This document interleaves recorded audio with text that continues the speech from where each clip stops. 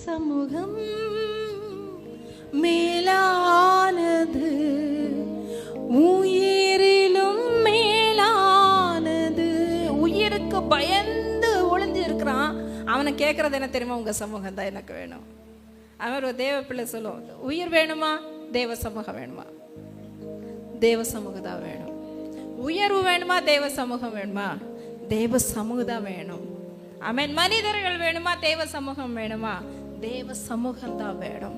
உன்னுடைய ஆசைகள் இச்சைகள் எல்லாம் உனக்கு வேணுமா, தேவ சமூகம் வேணுமா? தேவ சமூகம் தான் வேணும். ஆமென்.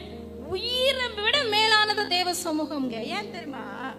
தாவீதுக்கு நல்லா தெரியும், அவர் ராஜாவா இருந்தாலும் தேவ சமூகத்துக்கு வரணும், அவர் வரணும்னா அவருடைய கிருபை வேணும்னு சொல்லிட்டு. ஆமென். எல்லாரும் தேவ சமூகத்தில் வந்து நிலைச்சிருக்க முடியாது. ஆமென்.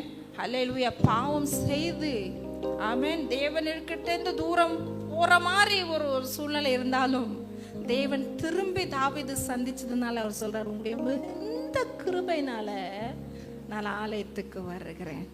ஆமென். ஹல்லேலூயா. சொல்லுங்க, ஆண்டவர்கிட்ட சொல்லுங்க, உம் சமூகம் மேலானது, உயிரிலும் மேலானது, உம் சமூகம்